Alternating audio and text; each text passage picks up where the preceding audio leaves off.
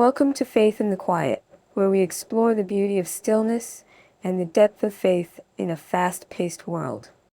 I'm Pamela, and today we're talking about the power of stillness in a noisy world. Have you ever noticed how loud life has become? The constant hum of notifications, the pressure to always be productive, the endless noise of opinions, news, and distractions. It's as if silence itself has become a rarity. And yet throughout Scripture, we see that God often speaks in the quiet.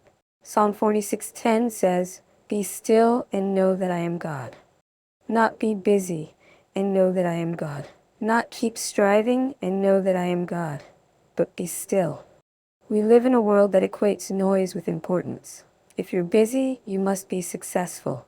If you're loud, you must be influential. But what if true wisdom, true peace, and true connection with God are found in the opposite?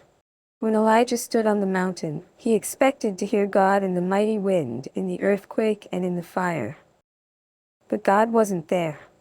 Instead, he spoke in a gentle whisper. Let's read this in 1 Kings 19:11-12.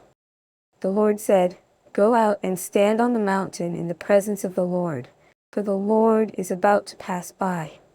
Then a great and powerful wind tore the mountains apart and shattered the rocks before the Lord. But the Lord was not in the wind. After the wind there was an earthquake, but the Lord was not in the earthquake. After the earthquake came a fire, but the Lord was not in the fire. And after the fire came a gentle whisper. How often do we miss that whisper because we're too distracted by the noise? Stillness isn't just about quieting the world around us. It's about quieting our own hearts. It's about stepping away from distractions to be with God. Jesus himself modeled this. He withdrew to quiet places to pray. Luke 5:16 says, "But Jesus often withdrew to lonely places and prayed." If Jesus needed stillness, how much more do we? So how do we cultivate stillness in a world that never stops? Here are 3 simple ways. Number 1. Start your day in silence. Before checking your phone, take a few moments to sit with God. Read His Word, pray, or just listen. Number 2. Take a stillness break. Pause throughout the day, even if it's just for a minute, to reset your heart and mind.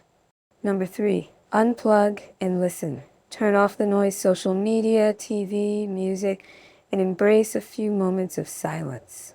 It's in those moments that God often speaks. In closing, I want you to know that stillness isn't wasted time, it's sacred time. When we slow down, we make room for God's presence, for His wisdom, and for His peace. So today I encourage you, find a moment of stillness. Let God's voice be the loudest one in your life. If this episode encouraged you, share it with a friend and take a moment to embrace stillness today. I'll see you next time.